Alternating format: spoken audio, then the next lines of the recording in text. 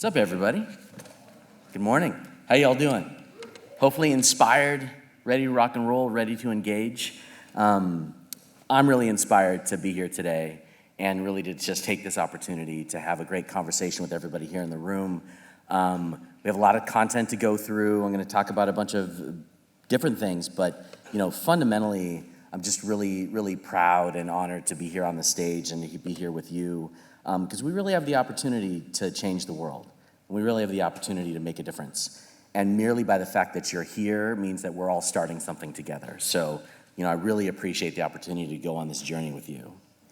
So I know that we're all kind of focused on trying to improve our world as best we can. And Mike just laid out some incredible ideas about how we can do that as individuals and how we have to embrace each other in this vast exchange of ideas in order to move the world forward. I know some of you in the room, but not everybody. Susanna gave my background a little bit, been in the games industry for a long time. The joke at Facebook is that I've worked at just about every games company that's out there or know somebody who has worked at every other games company. So it's been about almost 20 years in the space. I love games. Games is just about everything that I've ever done professionally, recovering management consultant as well. The job of my team and I is to work with creators and developers and publishers all around the world to help them find success, however they choose to define it. Do they want to grow? Do they want to find new audiences? Do they want to drive further engagement and retention, build a community, create new technology, inspire the world? Those are the types of ways that we engage with developers and publishers and creators all over. We work with all of the technology and opportunity that Facebook has to offer across Facebook app, Instagram, Messenger, WhatsApp, you name it. So if there are any game developers in the room, my team and I would love to work with you to figure out, how can we help make a difference? How can we help you find a bigger audience and grow? So again, I mentioned it before, I'm excited here. I think you guys are all doing great. Thank you for the warm welcome. I'm actually here with my son, Anthony, today, sitting there in the front row. He's also a passionate gamer. I've brought him to a couple of events before, but they've usually been a more traditional sort where we go and check out some cosplay, show up in our own Star Wars costumes if we need to, maybe check out new maps, see some new games, collect t-shirts, you name it. Everything is really fun and exciting, but clearly only one side of what the games industry has to offer. And as I think we've already heard, to me, this conference represents a lot more of what is possible and how important it is to use games to drive positive change in the world. For the sake of all of the children, and not just our own. And I think this is really an incredible responsibility that we all have, one that nobody here should be taking lightly. So I'm very proud to have Anthony here today to really see how we can use games to make positive change. So I believe we all know what this means from an emotional perspective.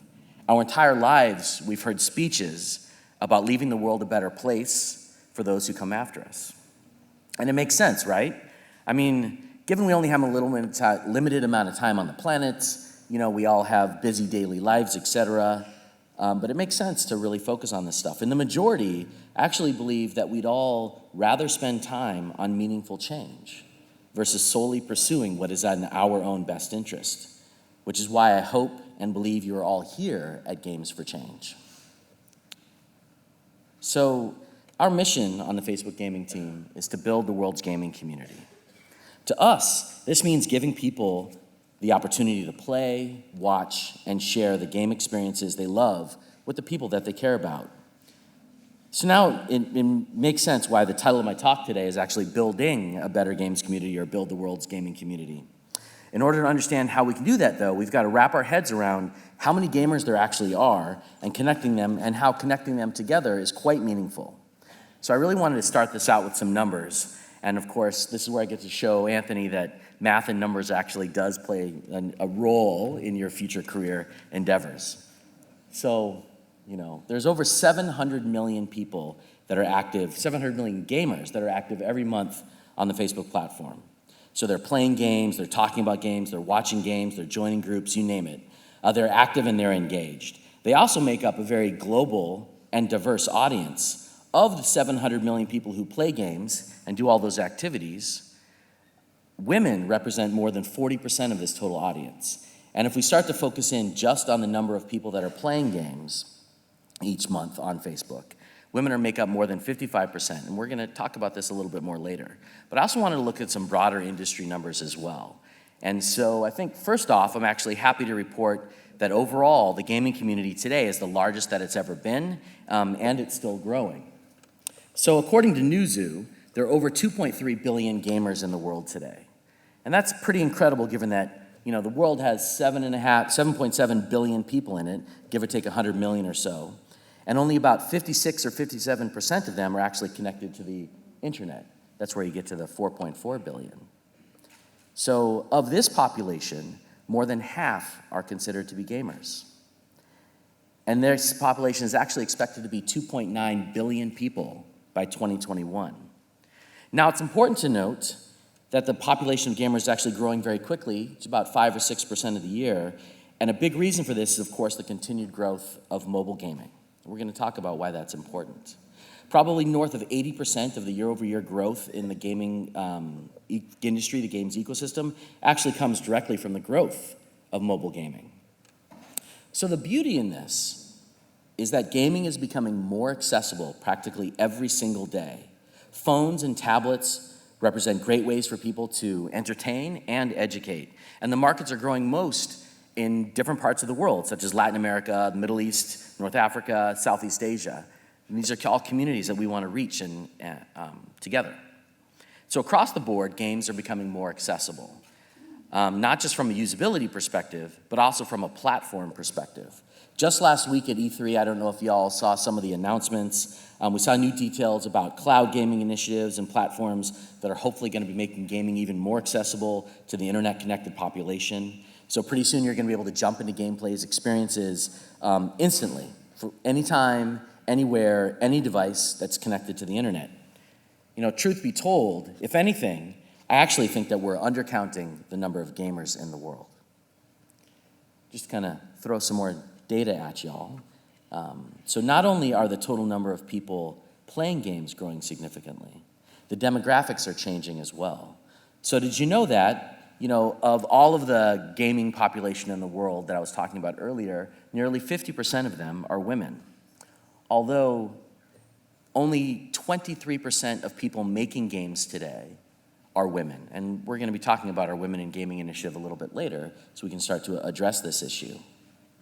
Another statistic that I find meaningful, though probably US and North America centric, is the fact that in the United States, 75% of American households have gamers today. At least one gamer in each one of these households. That's a huge number. As a matter of fact, more than 90% of teens in the United States are gamers. And if you look at this a little bit more closely, 80% of girls who are teens are gamers, and then 97% of boys. Finally, we recently completed a Facebook IQ study of console gamers around the world. And this brought to light some of the stats here, like you just see up on here on the slide, right? 64% of 18 to 34-year-old console gaming buyers say that playing with friends or meeting new people is what makes gaming great. And the point here is that gaming brings people together. It brings communities together. It's an opportunity for us to interact and engage with people on a very meaningful level, in a very meaningful way, so we can affect that positive change that we're all here to talk about. So, last little bullet here at the very bottom might surprise you. Let's see if it clicks. Oh, there we go. 71% of these console buyers in Brazil are actually meeting each other and forming relationships online. So you can see this is not just a US thing, it's actually a global phenomenon. So I think I could probably go on for days coming up with stats that show how gaming is growing, gaming is extremely popular among youth, gaming is laying the foundation for social interactivity and community building, and that gaming is connecting the world, as we've discussed. But now that you have some data to back up why this is an important topic, and every single person in this room has the opportunity to interact and engage, I'm sure you're saying to yourselves, that's great and all, Leo, but how are we really working on building a better gaming community? What does building a better gaming community even mean, and what are you doing to build a better gaming community? So I'll start with my own perspective here. And to me, a better gaming community means one where we are much more accepting of diverse populations, and we're spending as much time and money as needed to drive out and prevent toxicity in our gameplay and social spaces. Building a better gaming community means making games more accessible to the underserved and underrepresented populations. It means using the power of games to drive positive change in the games community, positive change in the world. And I think we can do this in a number of ways. From the very practical perspective, we can improve moderation tools. We can make it easier for people to use technology to create more accepting and engaging social spaces. I also think we can always need to be in place of constantly learning and interacting with the community to understand what they need and then adapt those needs with the best of our ability. So a lot of times at Facebook, we talk about our journey being 1% finished. And the reason why we say this is because we always need to learn, we always need to grow. There's so much that our communities have to offer to teach us about how to be better, how to focus in new ways on their technology to improve the world, improve how we're working with communities and groups all over the world. So I also think we can make it a lot easier for people to find groups to join. So speaking of groups, you may not know that there's over 100 million people active and involved in more than 340,000 gaming groups every month on Facebook platform. There are groups of almost every type of game and every type of gamer. And I wanted to show you a couple of examples here. There's Fortnite for Dads. I'm not a member of this group yet, although Anthony probably wants me to be. Play a lot of Fortnite myself. I like to do some game streaming. There's also groups like Call of Duty Girl Gamers. You know, they're awesome, they're playing Call of Duty and they want to find a population with whom, you know, they can feel comfortable, participate, and engage, and then go out and beat everybody else, which is fantastic. There's also the trans gaming group here. These are just some of the examples here that are on the platform, you know, of groups that we support and are engaged with. And finally, might surprise you to know there's this Pokemon Go group in Singapore with over 104,000 people in it. These are people who are talking about Pokemon Go. Where do you find the latest Pokemon? I'm actually a member of this group. I found some Pokemon in Singapore. It's pretty fun. But groups can be used for so many different things. You know, I think the really important thing behind this is that you can find your own tribe. And if you can't find one, then we encourage you to create one and invite people to it. It's really up to you, the people in this room, to make a positive change in the world. I'm just gonna keep repeating and repeating and repeating that phrase. Hopefully it's sunk in. You guys have all done an amazing job of getting to this point, and I've been amazed by the amount of work that we've seen over the last couple of days and that we're gonna be seeing here today, but we're all just getting started.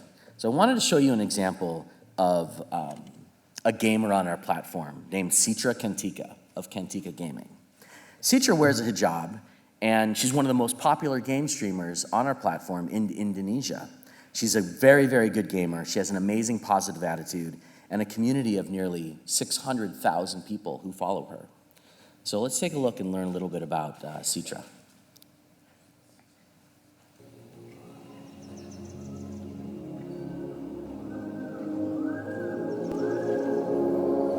Halo, nama aku Citra Cantika. Emang bener ya, cewek berhijab itu nggak bisa jadi gamer? Masa sih? Coba ikutin kisah aku dulu, tonton terus ya. Jadi yang mula pertama kali aku main game itu waktu aku TK, dan bapak aku tuh secara nggak langsung mendukung dan fasilitasi aku dengan cara beliin aku Sega. Nah, berhubung kakak-kakak aku cowok semua, jadi aku keikutan deh main game bareng. Game pertama aku adalah Sonic, dan lanjut ke PS1, ke PS2 aku mainin GTA sama Resident Evil, dan itu seru banget gamenya. Berlanjut sampai sekarang aku jadi streamer, orang tua aku pun mendukung asal yang aku lakuin hal positif dan yang bikin aku senang. Dan sebelum aku jadi streamer itu, aku pernah bekerja di beberapa perusahaan swasta sebagai akuntan. Tapi lama-kelamaan aku tuh ngerasa bosen dan jenuh. Akhirnya aku milih untuk resign dan mencoba ngegame sambil live stream. Awalnya aku live stream itu yang nontonin aku cuma 20-an. Dan itu juga sebagian teman-teman aku. Lalu aku rutinin live stream setiap hari, lama-lama penonton aku jadi banyak deh. Dan banyak banget yang komentar tentang aku, kok cewek berhijab main game sih, kenapa nggak ngelakuin hal yang lain aja gitu. Tapi aku ngerasa nggak ada salahnya aku mencoba itu, karena itu passion aku sendiri. Nah, untuk jadi streamer itu, yang pertama kalian itu harus punya ciri khas yang unik. Yang kedua, kalian itu harus komunikatif sama viewer kalian. Jadi viewer kalian tuh nggak ngerasa bosen kalau misalnya lagi nontonin kalian, jadi tuh ngerasa kayak lagi ngobrol sama kalian gitu. Nah, yang ketiga adalah kalian tuh harus punya jadwal yang tetap. Satu lagi nih yang paling penting adalah kalian nggak boleh lupa yang namanya ibadah. Kalian tahu kan kalau misalnya main game itu nggak cukup 1 jam, 2 jam, bahkan seharian. Nah, kalian jangan sampai lupa ya untuk ibadah. Bahkan nih kalau misalnya aku lagi suntuk, kalah mulu, abis itu aku break, lalu aku ibadah dulu, tiba-tiba langsung ke dinner abis ibadah.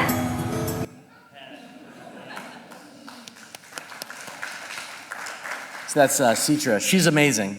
I mentioned earlier that I live stream as well sometimes. I met Citra in Indonesia about 4 weeks ago. I was going live just the other day, and she liked and shared my stream. And all of a sudden, I had something like 300 people speaking Bahasa, as they were playing my game. It was the most amazing experience that I've had in quite some time. But I think she's an amazing example of how somebody who folks, at least in North America, might think is a non-traditional gamer, but she has this incredible community. She's doing something that she loves. She's able to make a living doing it. She's inspiring other people. It's really just a great vision for the future and what we all have to offer. So another great way, I believe, that we're taking an active role in building a better gaming community is through our work on global gaming citizens. So last year we partnered with Jeff Keighley and the Game Awards, which is watched by over 30 million people around the world, to create the Global Gaming Citizens Initiative. And Jeff and I had been talking about how we might be able to make just a little bit of a change in the game ecosystem, hopefully a movement. And we wanted to get people in the games industry to stand up and realize how much potential there is to drive education, to drive economic improvement, social and emotional awareness, you name it. So on the exact same day, when the industry was pausing to recognize amazing achievements of those people who make the games that change the industry, we actually decided to recognize the achievements of individuals using the power of games to change their communities and the world. So on the slide here that you've all been looking at for a little while, you can see the first 3 global gaming citizens, Lawal Mayan, Sadia Bashir, and Stephen Spohn. We're gonna learn a little bit more about them in a second. They're all incredible, amazing individuals and examples of how people can use positive change to improve the communities around them. We're actually very fortunate today to have Lawal here in the room. He's here visiting Games for Change. Lawal, raise your hand and say, hi, what's up? He's fantastic. All of our global gaming citizens are absolutely fantastic. Lawal has actually just launched a Kickstarter today for his game. So I encourage everybody to go to junubgames.com to really support him and the work that he's doing. Support all of our Facebook gaming creators. So why don't we take a look at a video that Jeff and I put together talking about the program and also hopefully inspiring others to invite more people into this movement. Welcome to the Game Awards, everybody. When I started the show in 2014, the real vision for the Game Awards was to bring everyone together to celebrate what games mean to us. So over the years, we've given out a lot of awards for game developers, content creators, streamers, but one thing that I always thought was kind of missing was an ability to recognize individuals that have contributed to the community in a powerful way and deserve to have their stories told. Now, tonight, the Game Awards and Facebook Gaming are recognizing global gaming citizens, people who are enriching the lives of others around the world through video games. I call it a recognition, and it's specifically not an award. Global Gaming Citizens is a recognition of people using the power of games to drive positive change in their community. Last year, we had hundreds and hundreds of entries. We worked with some people from the games industry to figure out what are the most powerful stories that we could tell. And then for the very first time, working with Jeff, we brought their stories to the Game Awards. The first was Stephen Spohn, COO of Able Gamers. And then there's Sadia Bashir, who worked at Pixel Art Games Academy in Pakistan. And then Lawal Mayan, who's also developing games as well, and he's a Ugandan refugee. There's always kind of a right time and place for everything, and it really feels like now is the right time, now is the right place. There are more and more conversations about driving out toxicity from the games community. If you see someone doing something even incredibly small that you think as a gamer represents a global gaming citizen, something that you'd like to see happen more in the gaming industry or deserves to be recognized, submit it. The more people we can recognize, the better we are. And this isn't a one-time thing, this isn't a two-time thing, this isn't even a 10-time thing, this is an all-the-time thing. Whatever matters to you as a gamer, we want to hear about it because that might be a story we want to tell. There's no one thing that makes an incredible global gaming citizen, except for the fact that they are true believers in doing something incredible for their community. So that gives you a little bit of insight and background into global gaming citizens. And I'm going to introduce some new global gaming citizens to you today as well that we just announced at E3. But I also thought I'd take a moment and talk about what this program kind of means to me and what this program I think means to the games industry. And it's not first and foremost, and I want to be extraordinarily clear about this, it actually has zero to do with the platform of Facebook gaming. It has zero to do with the platform of the Game Awards. It has 100% everything to do with leveraging every single possible mechanism that we have to try and tell news stories to the games industry, to try and point out that people are doing incredible things to improve the communities around them, that people, and I think what Mike talked about is exactly right, people are at the center of every great movement and every great opportunity to improve our world. And it's something that we can't take lightly at all.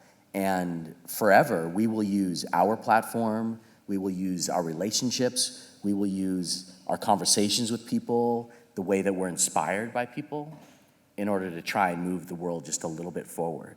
And if we can all do that together as a collective community, then we're really going to create meaningful and positive change in the world. And I can't stress enough how extraordinarily important that is. So this initiative is something that's beyond just us, even in this room. It's a way for us to really bring the world closer together. And I think that's extraordinarily important. So as I mentioned, just last week, we recognized 2 new global gaming citizens at E3, and I'm going to introduce you to them today. And the first is Jessica Gill. I'm going to show you her video in a second. And she's an entrepreneur and co-founder of Social Cipher. And if you haven't met her yet, I can't wait to introduce her to you. Social Cipher is using story-driven video games that give young people with autism a fun and accessible space to tackle social challenges. They have an interdisciplinary team of neuroscience researchers, game designers, and artists, and they address the real needs of families through the magic of gameplay and story. And I'd add that this story is particularly meaningful to me as the parent of a neurodiverse child, my other son, Adrian, who has Asperger's. And I want everybody to really pay attention to this story.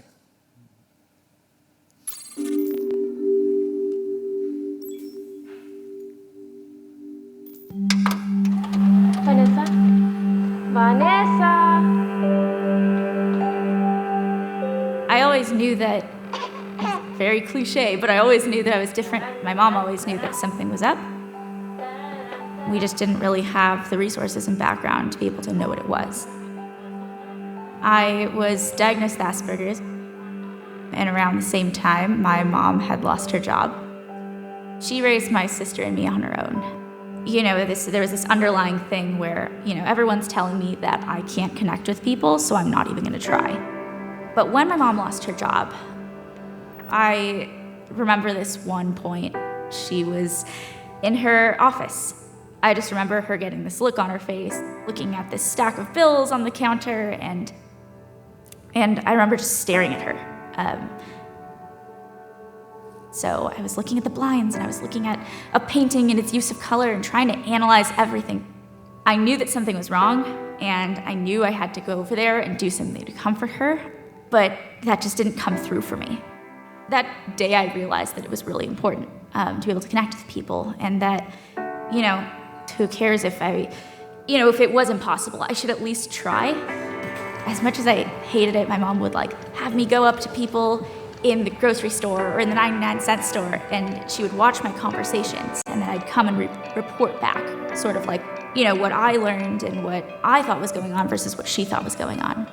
And while that was my inner world and it was really cool, learning this new language of social interaction, I still had a lot of anxiety and low self-esteem about who I was, and I hid that diagnosis of Asperger's for 6 years. I didn't want anyone to know. All that changed when I went to college.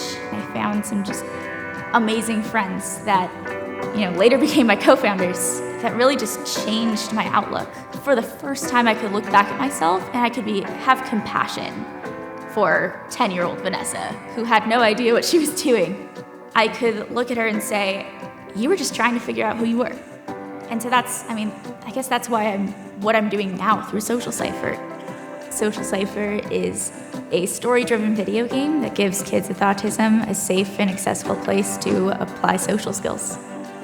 We create experiences and characters all based on interviews with families across the country. Being able to show other kids that may have been in my situation, are low income like I was, or that are females with autism like that, or just anyone who has felt different. There's nothing wrong with you. You are amazing and awesome, and you are just seeing the world in a way that no one else can. And you just need to figure out a way to communicate that.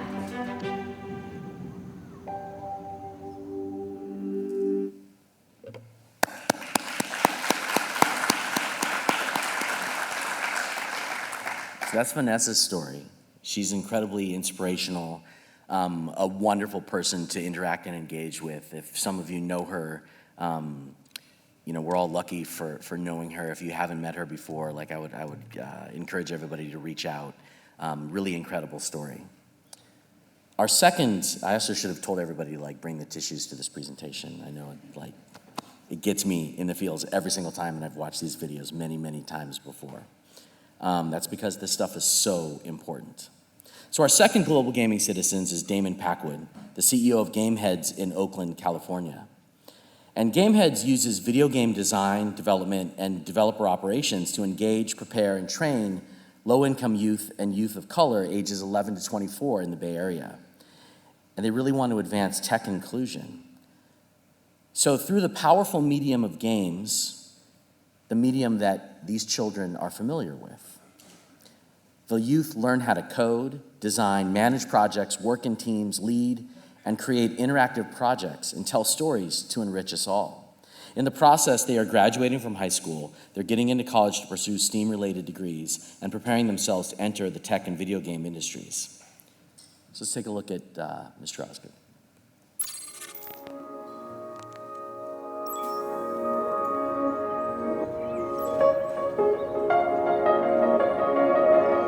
Growing up in a changing landscape like the Bay Area it's hard to describe. This place is changing, but am I gonna be able to change with it? I was halfway through high school. I felt kind of lost. I knew I wanted to do something with video gaming, I just didn't know where to start.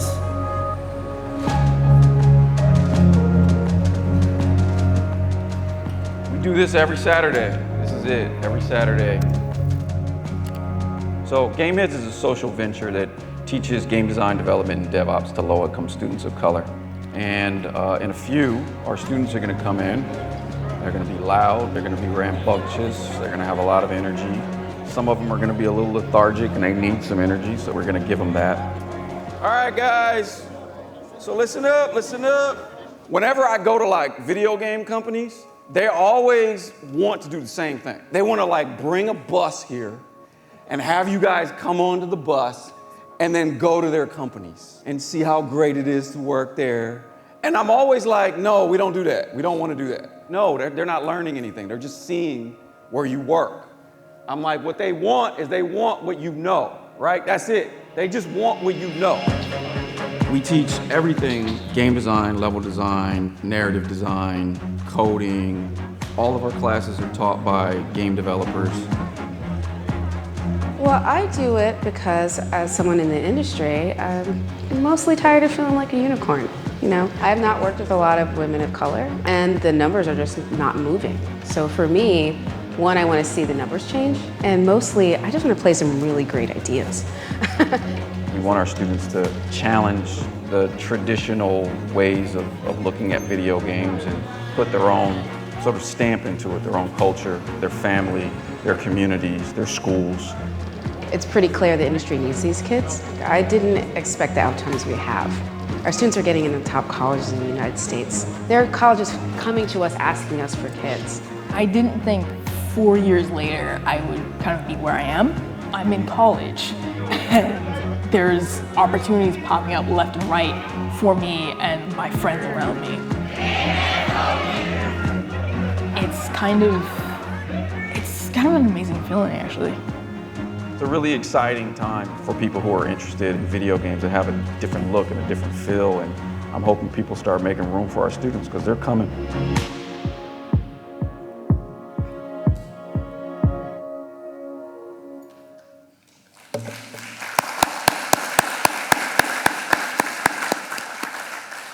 Damon Packwood is doing some incredible work with the youth of Oakland. And again, I encourage everybody to go out and learn more, meet Damon, and get inspired and really understand once again how people with a vision, a focus, an idea can create such meaningful, positive change in their communities. So we talked about gaming groups. We talked about the total number of people in the population of gaming in the world. We talked about ways we can make technology improvements, and we talked a little bit about global gaming citizens, a lot actually, and introduced you some pretty incredible people around the world. You see on the slide behind me, I think that positive change is paramount. It's everything that we should be thinking about doing, acting, engaging with as a games community. And some recent examples that I think have inspired me from around the gaming community actually come from some well-established gaming companies as well. So Microsoft and EA. I don't know if people saw Phil Spencer, the head of gaming at Microsoft, recently published a blog entitled Video Games, a Unifying Force in the World. In it, he talked about how gaming is for everyone and how gaming actually has a well-documented physical and mental health benefits. It ends with a call to action to help help the games industry more safe for all people. I think safety is paramount as well, especially as we welcome in more underrepresented populations into the work that we're doing. EA just also published a study talking about how important it is for the games industry and games themselves to be more inclusive. I encourage everybody to check it out. They also held a Building Healthy Community Summit at E3 this year. So I talked about kind of some of the statistics around women in the games space, right? That 50% of people playing games in the world are women, but only 23% of people making games are women. And this is a very practical way that we can engage and respond to the needs of our community. So some people at Facebook got together and created the Women in Gaming Initiative. We've held multiple meetings and meetups and breakfasts and ways to get people to become more engaged. We have a hashtag, #SheTalksGames, a website set up where there's a bunch of interviews with female developers and publishers from around the world. The idea is that you can inspire others, and when they see the amazing work that's getting done, they hopefully will inspire their own communities so they can get out there and become more active and more involved as well. So the point overall is really this. I think it's up to the people in this room and around the world to really step up and use games for change. There are very practical ways to build a better gaming community, and then there are also inspirational ways. And as a matter of fact, I think there's your way, there's my way, there's their way. There's so many different ways that people can help rally around this important topic. And we each have the opportunity to use games to bring about the positive change that we've been talking about today. And I really hope you'll join with us in working to build a better gaming community. And, for myself, Facebook Gaming, Game Awards, the games industry as a whole, we just can't wait to see what everybody here in this room and around the world can achieve. So thank you very much, everybody, for taking the time. I hope you have an amazing Games for Change festival, really inspired by everybody in this room, and can't wait to see what you do. Thank you.